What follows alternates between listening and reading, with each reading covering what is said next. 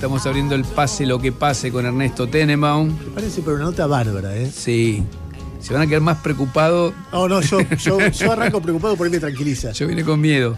Está con nosotros Eduardo Levi Yeyati. Es ingeniero. No sé si muchos saben que es ingeniero, ¿no? Todo lo tiene más ubicado con la economía. Ha escrito de todo.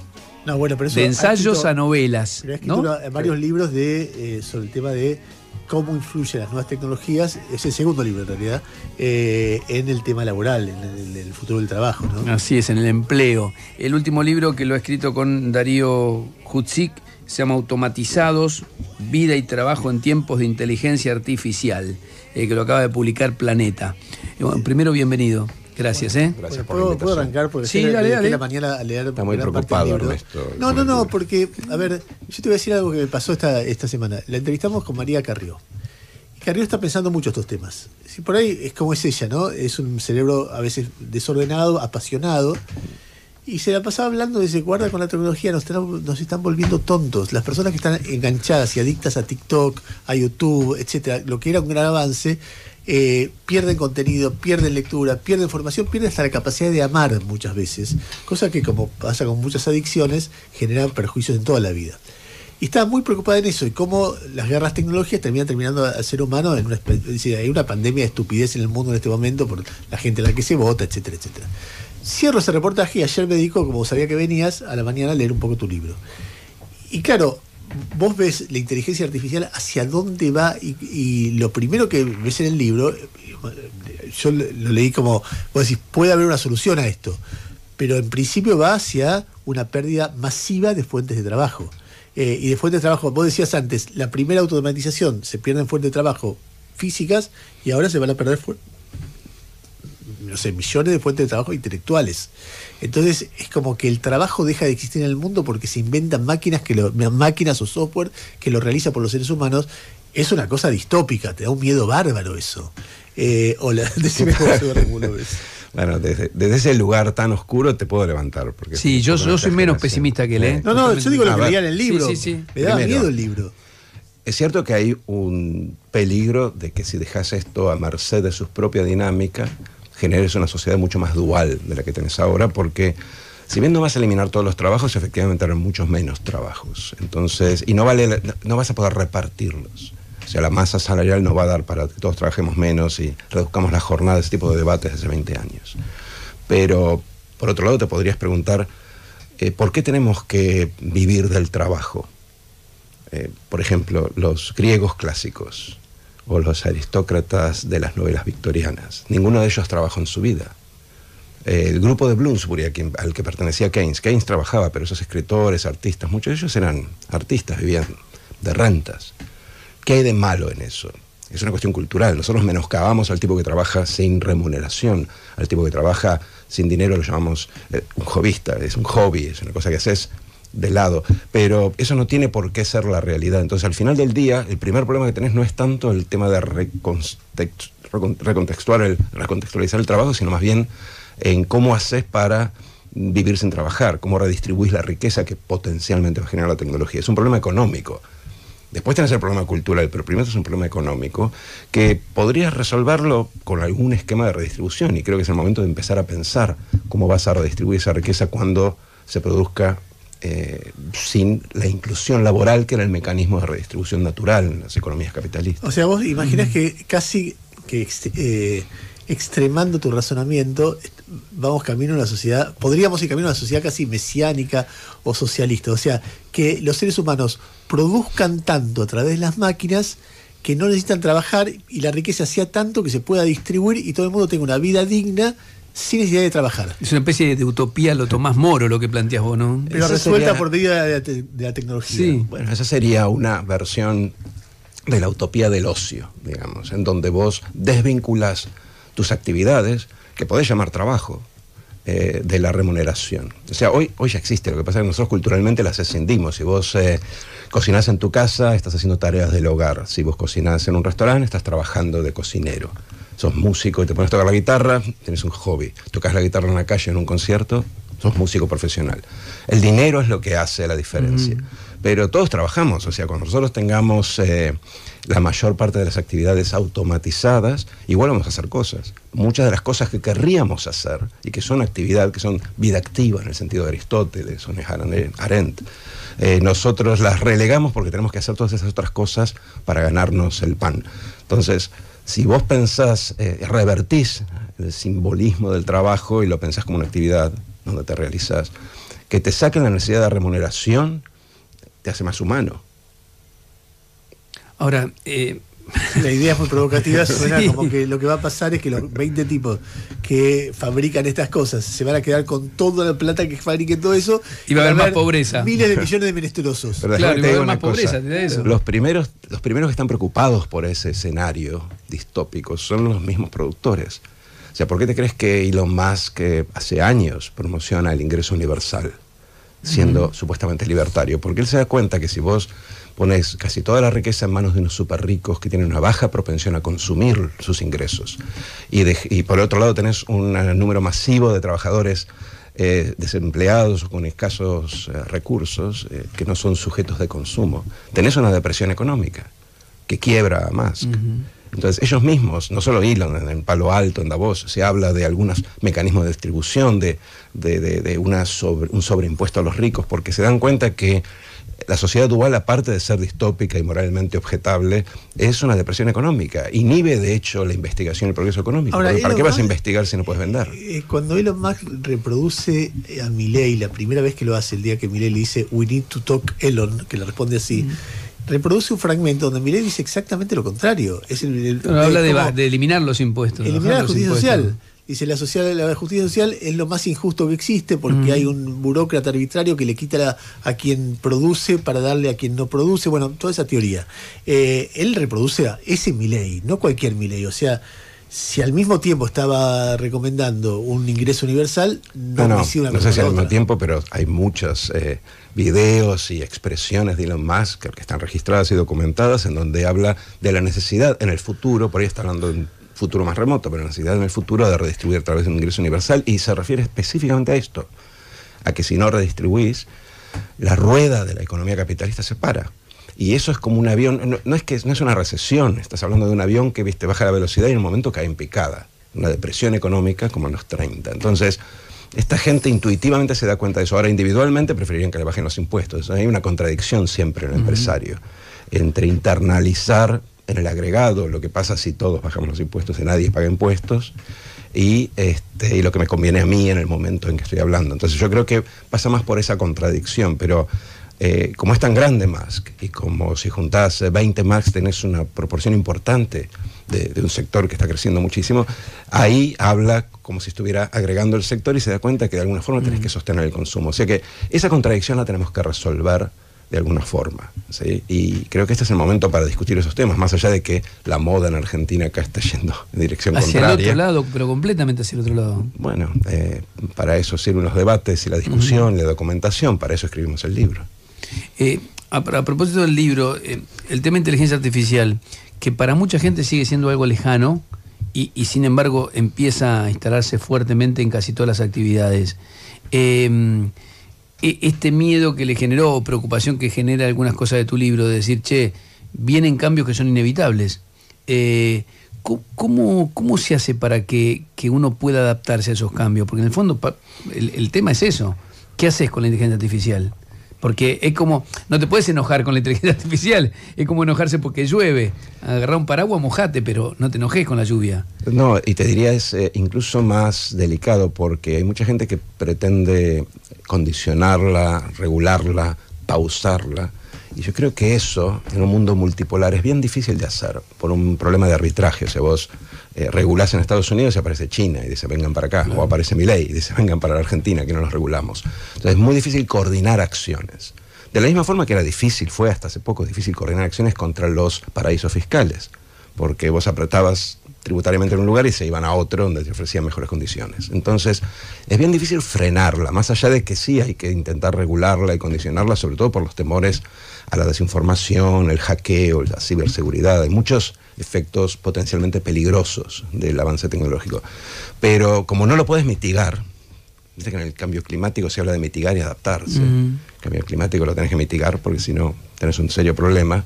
Acá lo único que puedes hacer con el avance tecnológico es adaptarte, porque es inevitable, o sea, más tarde o más temprano va a venir, por sus propias fuerzas naturales, por cómo funciona el sistema, no solo el capitalista, China está corriendo esta carrera. Y vas a tener que adaptarte. Adaptarte implica, entre otras cosas, pensar este esquema de redistribución, implica cambiar los sistemas educativos para que el hombre, el trabajador, la trabajadora sean más complementarios a la tecnología. Implica también tener acceso a la tecnología, porque si no la diferencia entre país rico y país pobre se va a ampliar. Claro. Si no enganchás, si no tenés acceso a esos recursos. O sea, implica un montón de políticas que hoy están en pañales. Recién, a partir del GPT el año pasado, algunos gobiernos empezaron a despabilarse con este tema. Entonces tenemos que acelerar, esa es la discusión que está pendiente. ¿Vos pensás que en términos de creatividad, hay un tipo que diseña un espectáculo del Cirque du Soleil, por decir una cosa que a mí me resulta especialmente bello, o un ser humano que después de mucho estudio y intercambio con otros seres humanos descubre la teoría de la relatividad, o un pintor que te hace una maravilla, esas cosas que hace el ser humano que son realmente... O un futbolista que elude a 5 ingleses y después tiene que decidir cómo encara al arquero. Eso magnífico que ha hecho el ser humano a lo largo de la historia, ¿se va a poder hacer de manera artificial? Una novela, este libro, el libro que haces vos. Yo creo que en algún punto se va a poder hacer, con una salvedad, que es que la inteligencia artificial recombina y regurgita cosas que hicimos nosotros, entonces van a ser copias perfeccionadas de nuestras propias obras. Entonces va a escribir, posiblemente recombinando, como hacen muchos escritores por otro lado, robando, recombinando, incluso haciendo algo que parezca original, pero basado en cosas que nosotros escribimos. Pero creo que a la larga lo va a poder hacer. Pero hay un límite. Y eso es una de las tesis del libro. El límite está al lado de la demanda, no de la oferta. Yo creo que vos vas a poder escribir un libro como el de Rey o como el tuyo. Vos escribiste un libro, me acuerdo. Una novela, me refiero. Vas a poder escribir una novela que parezca como la de ustedes dos, ¿sí? Pero nadie va a querer comprarla.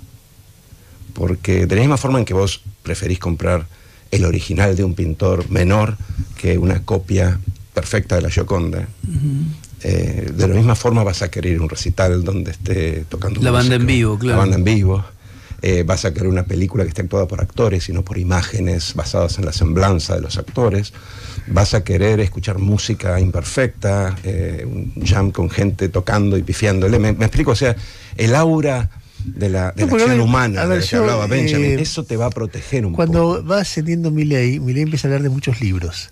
Entonces yo traté de estudiarlos por inteligencia artificial y me aburría terriblemente, porque era muy sencillo.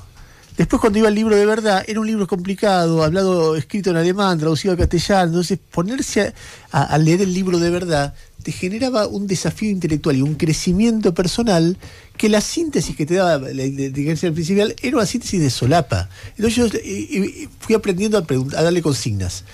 Dame algo más complejo. Quiero saber específicamente de esto. Y nunca era como un libro. No, pero eso está en pañales. O sea, eso va a avanzar y vos podrías programar a la inteligencia artificial para que escribiera algo más complejo. O sea, competir con eso me parece que es una guerra perdida. Al final del día va a poder escribir con ese nivel de sofisticación. Lo que yo creo es que vos vas a querer hablar con un ser humano. Muchos consumos culturales o intelectuales vas a querer tenerlos directamente del ser humano. Es la marca... Es que me cuesta entender, porque por ejemplo, Mises era un tipo apasionado. Estás obsesionado con los libertarios. No, pero bueno, no obsesionado, pero bueno, eso es como una no importa, Freud, olvídate, sacalo Mises. Freud. Para mí una de las experiencias más exigentes y apasionantes intelectualmente de mi vida fue leer y entender a Freud o a Piaget. Entonces vos era un tipo que estaba apasionado por entender cómo es el alma humana. Entonces inventa el inconsciente, hace una teoría. Entonces dice inconsciente, consciente, preconsciente, al principio. Y después dice, no, hago otra teoría, porque esta no me convence. Entonces dice, hace yo, super yo, ello. Y después dice, no, pero me falta algo de pulsión. Entonces empieza a hablar con la pulsión. Y el tipo, vos ves la obra de él, que va discutiendo con él mismo todo el tiempo, que escribe bien, y que lo que vos ves es una mente pensando y contradiciéndose, y después dice, voy a investigar a Moisés. Y se pone a investigar a Moisés y ¿Pero por qué lo asocia? No entiendo. Entonces yo digo, la inteligencia artificial va a producir un tipo que investigue el alma humana como Freud. Probablemente. Y que se corrija y diga, bueno... Sí. Primero que la inteligencia artificial son varias cosas, ¿no? Pero vos estás pensando en el GPT, que es un modelo que está preentrenado y después de alguna forma tiene algún tipo de feedback humano, incluyendo el tuyo, porque a veces te pregunta, ¿esta respuesta está bien o está mal? Y va aprendiendo y podés poner a dos GPTs conversando entre sí, vas a ver cómo de alguna forma empiezan a entablar un diálogo. Y esto es la infancia, ¿sí? Porque lo que la tecnología está previendo es que en 20 años más o menos tengas lo que se llama inteligencia artificial general, que va a ser todo lo que nosotros hacemos más o menos a nuestro nivel o incluso superior. O sea que recién estamos empezando a ver los albores de este fenómeno, sobre todo de los modelos grandes. O sea, vos imaginás grandes modelos de lenguaje. una inteligencia artificial que diga, mi teoría sobre cómo funciona la humana es esta. Entonces viene otra que es Lacan y dice, mi reinterpretación de lo que vos hiciste es tal otra. Y que tenga una dinámica parecida a lo que pasó con el ser humano. O discutan el Talmud, como hacen los... Yo creo que sí, pueden tranquilamente hacerlo. Lo van a hacer de la misma forma en que lo hacemos nosotros. Aprenden todo lo que hacemos nosotros, no va a pasar, incluyendo nuestros sesgos. Vos sabés que la inteligencia artificial hoy es más hábil, más perspicaz para identificar tus estados de ánimo en función de tu gesto, tu imagen, que lo que es un ser humano, a partir de una foto. Van a ser hinchas de Rosario Central, de estudiantes. Bueno, ese es el punto, o sea, podrían potencialmente serlo. Lo que yo quiero remarcar es que la inteligencia artificial va a poder hacer muchas cosas. Nosotros no necesariamente vamos a querer comprar esas cosas de modo artificial. Y la pregunta es, ¿dónde va a estar ¿dónde se va a parar la demanda? ¿Qué cosas vamos a aceptar artificiales? ¿Qué comidas vamos a aceptar sintéticas? ¿Y qué cosas vamos a demandar que sean hechas por el hombre, a pesar de que pueden ser hechas potencialmente por la inteligencia artificial? Pero pensar que hay un límite a esa sustitución es un error. El límite está del lado de la demanda. Hay cosas que yo voy a querer que escribas vos. Te voy a poner un caso, el traductor. Hoy podés tener traducción automática y sin embargo posiblemente no quiera. Si yo manejo más o menos el idioma, hacer traducción automática, porque quiero hablarte a los ojos, no quiero hablarle al programa. Quiero que sea en tiempo real la interacción. Es un ejemplo muy pequeño, pero un ejemplo donde la tecnología ya está igual. Pero el que no maneja el idioma sí lo va a aprovechar mucho. Sin duda. De hecho ya lo está haciendo. Sí. Ahora, la pregunta es, no deja de ser una herramienta. A mí lo que me genera algo de tranquilidad en esto, que te asusta en un punto, es que si es una herramienta, vos usás la herramienta. Es decir, es una cosa complementaria. Es decir, si la herramienta te sirve para un ingeniero, vos que sos ingeniero, para que un puente esté hecho en forma más precisa, pues estás usando la herramienta. Ahora, a mí lo único que me inquieta de todo esto es si la herramienta tiene algún nivel de autonomía en algún momento y genera problemas que el hombre no tiene. ¿No? Todas las distopías, ¿cuáles son? Che, la inteligencia artificial puede generar la destrucción del mundo. De hecho, se lo preguntás y te dice que sí. Le preguntás al chat GPT si puede generar, y sí, te dicen, bueno, lo que hay que dice el ser humano lo tiene que evitar, que yo, pero no dice no. Pero vos pensás que estás hablando con una inteligencia sintiente y lo que vos recibís como respuesta es algo que está de alguna forma preordenado en base a respuestas humanas. Uno tiende a pensar en Skynet, pero la inteligencia artificial es más como HAL, como la de 2001. La de 2001, no sé si te acordás de la película. Cuando intenta matar a los astronautas no es porque se rebela, es porque está programada para llegar a completar la misión y lee los labios de los astronautas que están mencionando que la van a desconectar y piensa, mi mandato es completar la misión. O sea, está de alguna forma matando seres humanos, pero solo porque está programada para hacerlo. Entonces, todavía estamos lejos de la inteligencia artificial sintiente. Lo que sí posiblemente tengamos es una inteligencia artificial que haga todo lo que nosotros hacemos, basado en nuestro conocimiento y nuestra historia, porque así es como se entrena. En el fondo vos estás, incluso un poco mejor. Vos estás abriendo distintas variantes, distintas posibilidades. ¿Sos optimista o sos pesimista? ¿Va a llevar a la destrucción del ser humano o va a llevar a una sociedad más justa, más feliz, más...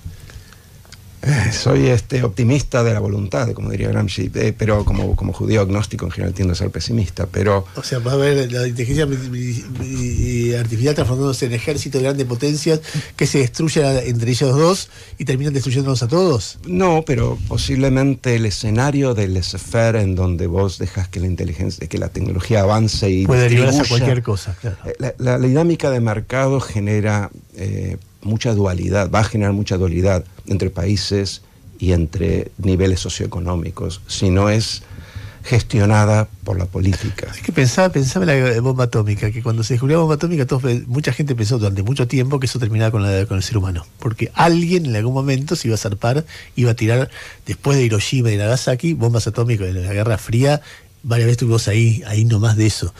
Y se autorreguló la cosa. Es decir, hubo guerras, a veces hasta fue, y es un elemento de disuasión también, porque si vos decís, mirá que tengo esto, no jodas, entonces la gente dice, bueno, no jodamos porque no sé cómo funciona, pero estaba pensando en eso. Yo no pienso tanto en términos de guerras, pienso más en dos peligros importantes. Uno es que si ponemos todas nuestras vidas en una inteligencia artificial que opera en las redes, en la nube, quien tenga control de eso, y en particular quien hackee esa inteligencia artificial, va a tener control de nuestras vidas. Entonces, más allá de que el autómata puede hacer cosas, nosotros tenemos que tener control, monitorear la información, lo que produce. Tenemos que tener un monitor humano, porque ponerte en manos de una tecnología que no siempre entendés te deja muy expuesto. Y en cuanto al trabajo, en lo concreto, en lo inmediato, lo que puede venir, porque ya hay laburos que se van perdiendo por la inteligencia artificial. ¿Qué desafío en lo inmediato? Porque todo esto que hablamos parece un poco más lejano. Sí. En lo concreto, en el ya, ¿qué ves? Bueno, todos estos fenómenos se dan de manera gradual. Entonces no vas a ver de un día para el otro despidos masivos, porque hay muchas barreras, incluso barreras no tecnológicas, barreras sociales, culturales, la misma regulación, que hace que haya marchas y contramarchas. Incluso la confianza que vos tenés en algunas tecnologías. El auto autónomo vos podrías tenerlo hoy en la calle, pero tenés cuestiones de responsabilidad legal que todavía no has solucionado. Entonces va a llevar un tiempo, pero lo cierto es que los que sean las actividades, las ocupaciones del futuro hace 20 años, hoy son las del presente. No van a seguir siendo las mismas. Entonces tenés que reorientar un poco la cabeza y pensar cuál va a ser el intersticio donde se ubique el trabajo del trabajador humano. Y yo ahí lo veo en la interfaz entre la tecnología y la demanda del usuario humano. Entonces hay muchas competencias, no tan técnicas, no las TICs, que se decía que eran el futuro hace 20 años, sino competencias más blandas, de comprensión, de articulación, de empatía, incluso de creatividad, que acompañan a la tecnología y de alguna forma transmitan, o sean como te digo, la interfaz, que van a seguir existiendo a pesar del avance de la tecnología, porque el usuario humano va a demandar esa interfaz. Entonces, el médico clínico va a diagnosticar con un programa, pero vos vas a querer verle la cara al médico clínico.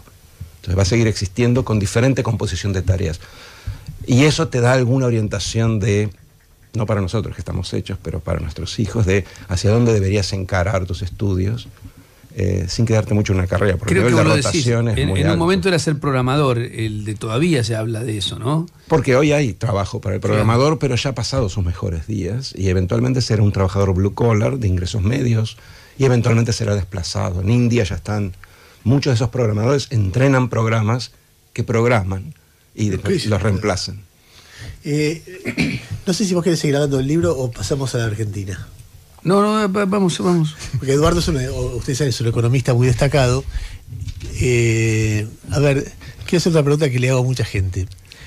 Viene un marciano, un francés acá, que no sabe nada de Argentina. Te pregunta por Milei. ¿Qué le explicas? Bueno, pero los franceses acaban de tener una elección en donde han sufrido el mismo vaciamiento del centro, o están en proceso de sufrirlo, que nosotros tuvimos el año pasado, o sea que debería entender muy bien lo que pasa.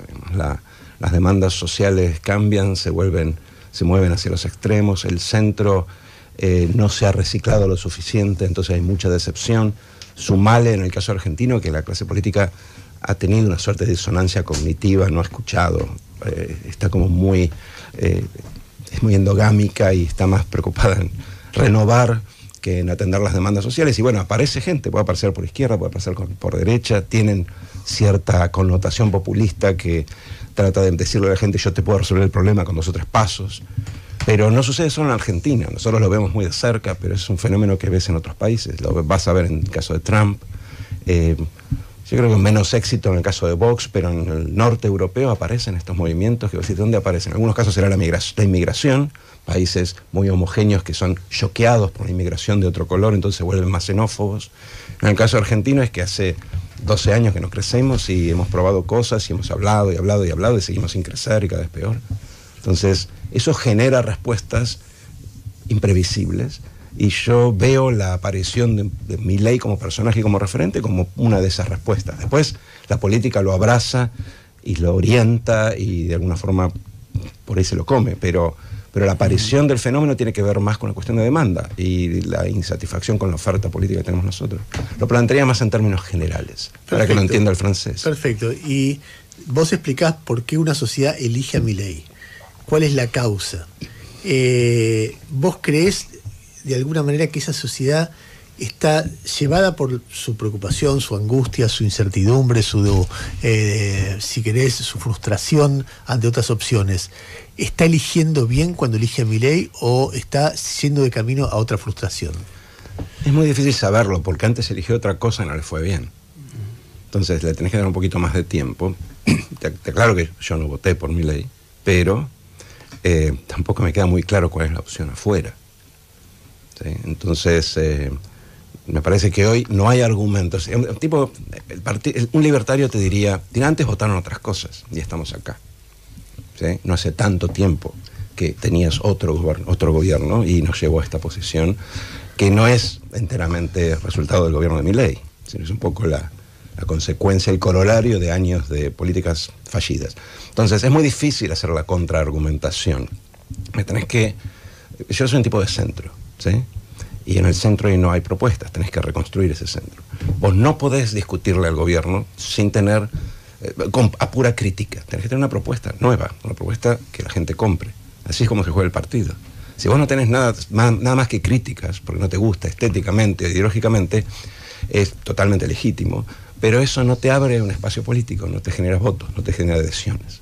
Entonces mi respuesta sería, mira, en vez de criticar a Milei, pensemos qué es lo que nosotros haríamos y cómo lo haríamos y cómo lo comunicaríamos distinto.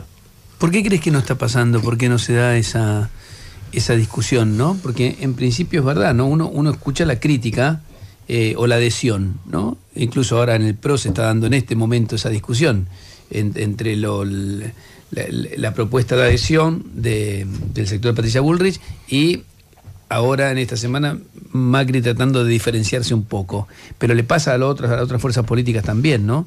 ¿Por qué crees que pasa eso? Hay muchas razones. También me estás corriendo la economía, o sea, que bajo mi nivel de convicción. ¿Sí? Porque nosotros los economistas respondemos todo, pero algunas cosas sabemos y otras simplemente respondemos. Me parece que hay varias razones. Una de ellas es que la clase política es en algún sentido una clase política. Entonces muchos de los políticos están hoy pensando de qué lista se cuelgan el año que viene. Es natural, vos haces una empresa y le decís, ¿por qué no te rebelás contra tu gerente cuando se equivoca? Quiero mantener mi puesto. Lo mismo pasa en la política. ¿Sí? Es un trabajo, aparte de una misión. Y para la mayoría de la gente es un trabajo. Lo otro que pasa es que hay un proceso de selección adversa, decimos los economistas, en la política, porque mucha gente no se quiere meter, mucha gente buena, potencialmente buena. No es que el tipo del sector privado que piensa que es fácil, no. Mucha gente buena que entró y salió y se mantiene a distancia. Entonces se va vaciando un poco. Yo me acuerdo una vez, hace muchos años, cuando Víctor Hugo Morales no era kirchnerista todavía, creo que Antonio Carrizo le preguntó por qué en Uruguay los políticos eran de una calidad distinta que en Argentina, en 2005, una cosa así. Y Víctor Hugo dijo, porque allá no hay otras cosas mejores para hacer. Mientras que acá los mejores se quedan afuera. Fue literal lo que le contestó. Ahora los uruguayos tienen un tema, porque ahora hay cosas más interesantes para hacer, y yo he escuchado amigos uruguayos políticos que dicen que hay un proceso de selección adversa. Entonces, vos necesitas meter a los mejores en la política para hacer ese cambio cultural dentro de la política, no hacia afuera. Y a mí me da la sensación de que los políticos repiten un discurso gastado, muchos de ellos, casi como poniéndose un cassette, y no terminan de conectar con estas nuevas demandas y de crear algo nuevo, en parte porque no se les ocurre nada nuevo. Milei sí lo hizo. Sí. Por eso digo, no es gratuito lo que aparezca, lo que aparece Milei. No es solo están frustrados. Milei encontró una diagonal. Podés pensar que esos eslogans, esas banderas, fueron banderas de campaña que después no puede cumplir. Pero lo cierto es que generó un discurso que llamó la atención como algo nuevo. Claro. O sea, no es que hay que decir cualquier cosa porque sea nueva. Pero sí tenés que pensar en cómo conectás con un electorado que es completamente distinto al que te llevó hasta acá. Y que hoy te abandonó. Hay muchos políticos en Argentina que piensan que todavía están cuidando los votos del año pasado, los que sacaron el año pasado, y esos votos ya los perdieron. Bueno, ahora, pasa esto, la sociedad frustrada busca una variante, Milei sintoniza, no hay propuesta alternativa, todo eso que vos describís. Y arranca Milei y estamos 6 meses después. Tu visión de la gestión, sobre todo en lo económico. A ver, hay dos versiones extremas de esto. Una, la de Milei, estoy haciendo bien, no la ven, y los partidarios de Milei que dicen esto, sobre todo apoyado en un indicador, que es que la inflación está en un claro sendero descendente, y después hay una visión alternativa, distintas críticas, pero que dicen este diseño está mal. Algunos que dicen, aunque funcione bien, está mal, porque te lleva a un desastre social, y otros que te dicen, me gusta la dirección, pero va a chocar. ¿Qué? Vos escuchás del Fondo Monetario, Cavallo, Broda, Melconian, cantidad y cantidad de Carlos Rodríguez, Marina del Poyeto, cantidad de gente que viene siguiendo economía desde hace rato, dice hay que hacer un ajuste fiscal, tiene que haber equilibrio, sin eso no hay orden y no hay posibilidad de crecimiento ninguno.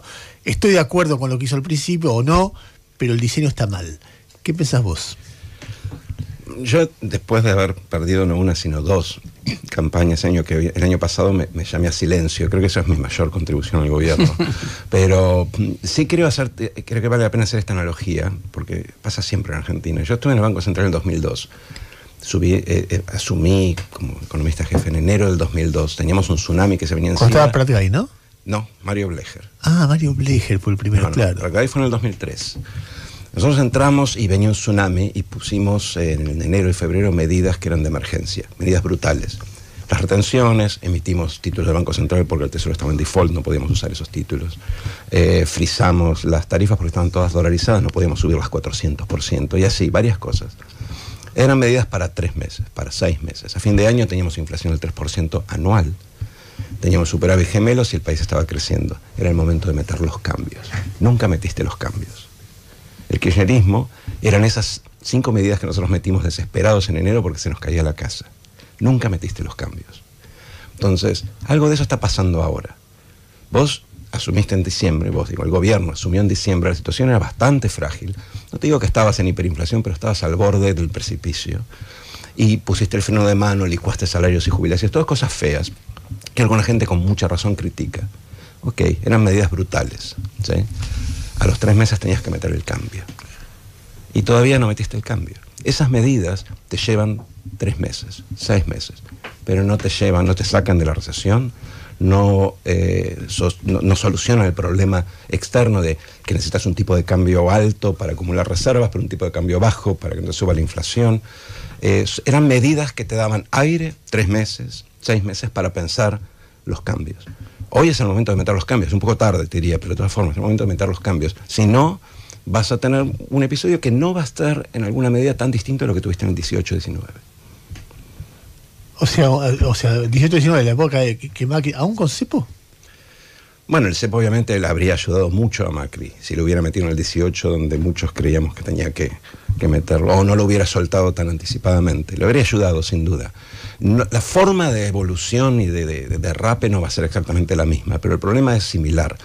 Vos no tenés la inflación en un sendero descendente, hoy la tenés en 5%, y en gran medida la tenés ahí por la recesión y por el tipo de cambio atrasado. Salvo que quieras tener atraso permanente y recesión permanente, la inflación eventualmente va a rebotar un poco. Pero ¿no ves que volvió a bajar? Por ejemplo, la inflación de alimentos había empezado a subir y ahora volvió a bajar. Entonces, vos ves que aún con el aumento de tarifa este mes, la inflación parece ser que no va a ser mucho más alta que el mes pasado. No, está bien, pero estamos hablando de 4 o 5% mensual. Es alta. En una recesión impresionante, ¿no? Con una recesión muy importante y con un tipo de cambio que de alguna forma sigue anclando parte de esa inflación. Lo que quiero decir es que no podés o cambio insistir. O cambio choca, eso es lo que no sé si chocar, pero porque podrías tranquilamente tener una recesión el año que viene. Pero claramente no es el escenario virtuoso que muchos esperaban. Todavía siguen esperando que aparezcan inversiones por el ajuste fiscal.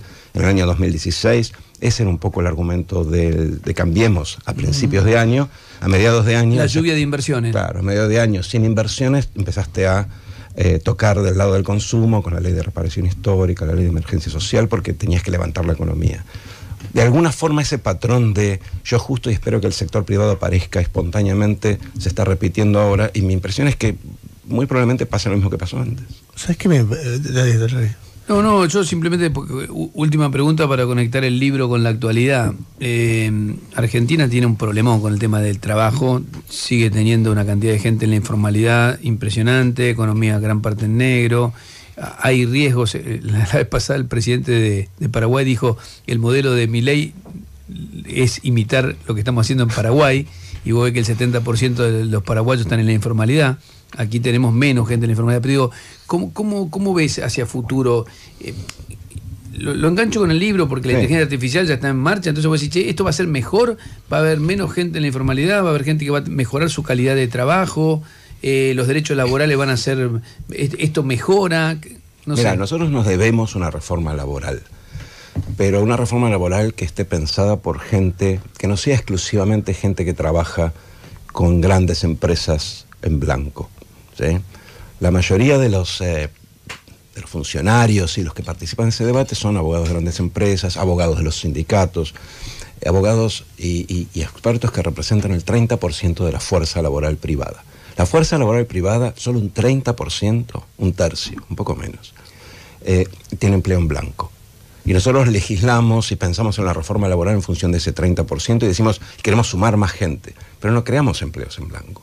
Entonces, estamos encarando mal la propuesta. Y la inteligencia artificial, y en general el avance tecnológico, lo que hace es llevarnos más lejos del empleo en relación de dependencia, con jornada, con demarcación laboral. Todos trabajamos en la misma oficina, todos trabajamos en la misma planta. Eso cada vez existe menos. Entonces, si vos no cambiás, si vos no salís de esa caja y pensás la reforma laboral para el otro 70%, lo que vas a tener es que dentro de unos años, ese 30% de buenos empleos sea 27%. Hace 10 años era 33. ¿Okay? Entonces, para empezar, tenemos que pensar fuera de la caja en la que siempre pensamos la reforma laboral. No vamos a tener 70% de la fuerza laboral privada trabajando en empleos en blanco, porque no creamos la cantidad de empleos y la tecnología nos está llevando por fuera de ese camino. Entonces, hay que pensar una cabeza abierta. Hoy la discusión está muy centrada en ese 30%, que va menguando, y el resto básicamente es por las suyas.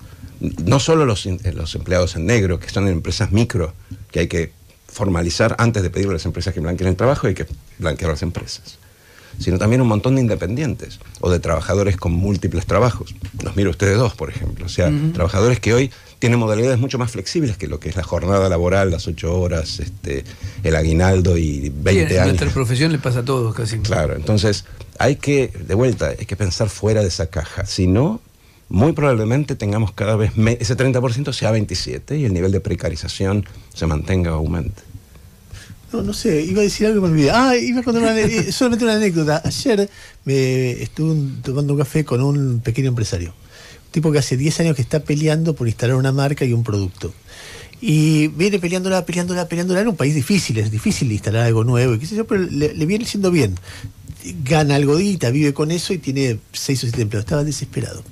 ¿Por qué? Y me dice, porque tenía 2 contratos importantes de marcas importantes que iban a comprar su producto, y después de lo que pasó estos meses estaban estoqueados porque nadie les compra nada, entonces cancelaron los 2 contratos.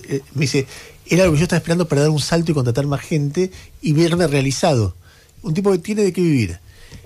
A partir de diciembre se me canceló. Entonces cuando yo escuchaba eso, decía, esa teoría por la cual si vos ajustás, lo que vas a tener es más inversión, tal vez vos ajustes y lo que tengas es menos inversión por estas razones que estamos viendo. Y es algo que yo veo de los economistas, que se repite permanentemente como un mantra: vos ajustás, viene la inversión y después viene el rebote. Tengo que hacer una aclaración corporativa. Ningún economista piensa que un ajuste fiscal es expansivo. Yo escuché muchísimos, Sí, pero en esa frase exacta. Ninguno de los que yo conozco piensa que es después te voy a dar nombres que te vas a expansivo. sorprender. Lo que sí puede pasar es que no te quede otra que ajustar, porque si no vas a chocar contra un default, una crisis. Pero que el ajuste sea expansivo, economistas, no sé, después lo hablamos. Bueno, Milei lo dijo 1000 veces. Los ajustes de shock han sido siempre expansivos, salvo de 1950 y no sé cuánto. Todo lo demás fueron expansivos, y lo demuestra De Pablo en un libro que dice que... La literatura económica no muestra eso. De hecho, hay un solo caso, creo que fue el de Irlanda, y hay razones especiales por las que ese ajuste fue expansivo, pero el resto de los casos estudiados en la literatura muestra que en el corto plazo son recesivos. Y así es como de paso bajás la inflación y estabilizás. Ahora, es cierto lo que vos decís, que hay en nuestro lado conservador, nuestros políticos conservadores, hay un sesgo del neoliberalismo que el neoliberalismo a nivel mundial aprendió a zanjar y nosotros todavía no. Que es ese, yo lo llamo ofertismo, esa idea de que vos tenés que preparar la cancha y que los jugadores privados juegan automáticamente, que los precios se ordenan y todo es virtuoso en el mercado, que hay un cierto ordenamiento natural que se da sin intervención del Estado, de la política. Eso es interesante marcarlo, porque el neoliberalismo cuando nace es un laissez-faire, es un libertarianismo con intervención. El neoliberalismo de Montpellier, de Adenauer, era la tercera vía entre el socialismo y el laissez-faire libertario. Eso se perdió un poco en el camino, pero si vos ves, aún en los casos de gobiernos neoliberales en el mundo, hay una fuerte... El Estado no suelta, el Estado ordena, ¿sí? Entonces, acá, por algún motivo, hay como una suerte de realismo mágico político, donde uno piensa que yo estabilizo y la cosa sale sola. Y la cosa no sale sola, ¿sí? Claro, es más fácil estabilizar y pensar que sale sola que pensar las políticas micros de intervención a prueba de captura, a prueba de corrupción. Es todo mucho más complejo que simplemente un eslogan. Nosotros nos quedamos a veces en el eslogan, prendemos la vela, no sucede y entramos en el nuevo ciclo de crisis. Entonces, ahí hay un punto que va más allá del libertarianismo, que es este sesgo de nuestros liberales de pensar que la cosa se ordena sola, como si fuera tan simple en un país como Argentina. La inversión va a venir después que hagas más que la estabilización. La estabilización por sí sola no te genera el rebote. Eduardo Levi Yeyati charlando con nosotros hoy en el Pase lo que pase. Acaba de publicar su último libro, Automatizados, vida y trabajo en tiempos de inteligencia artificial, junto a Darío Khutzik. Lo acaba de publicar Planeta. Hablamos del libro, hablamos de la inteligencia artificial, hablamos de la economía. Eduardo por ahí no sabe que está participando de una experiencia radial inédita, anacrónica. Somos, claro, porque bueno, van a reemplazar con inteligencia artificial el año que viene. No, porque hace muchos años que en la radio, a esta hora por lo menos, no hay espacio donde vos podés estar hablando 40 minutos de temas como este. Y nosotros hace 3 meses empezamos, todos los días viene alguien acá, donde hablamos tranquilamente, con curiosidad y qué sé yo, diálogo, lo que los españoles llaman la tertulia. Sí. ¿Cómo les va? Bárbaro. Bueno, ¿ves? Bárbaro, uno ¿lo ves? subestima la demanda. La cantidad de gente uno subestima la demanda. Vos lo ves por YouTube. Ponen todo en demanda y oferta. No, uno subestima la ambición, la complejidad de lo que se pide. Nosotros tenemos una forma de medirlo que es cuánta gente ve por YouTube a esta hora. Y te digo que... sorprendente. Casi que se duplicó. Sorprendente. Es una cosa que está te sorprende. Bueno. Es una apuesta a la charla. Y lo disfrutable que es, además, lo divertido que es charlar, pensar, ser amable. Es la radio tradicional que uno tiene en la cabeza, ¿no? Donde te das un poco el tiempo para la pausa, para pensar. Un poco sí. Gracias por venir, No, fue un placer. Nos encontramos mañana, viernes, última semana. Mañana sin invitados. Mañana nos vamos a decir lo que no nos pudimos decir en toda la semana con terapia de pareja los viernes. Mañana analizan lo que dijeron todos los invitados el resto de los días de la semana. Nos peleamos un poco. Me corre por izquierda esa cosa. Pase lo que pase.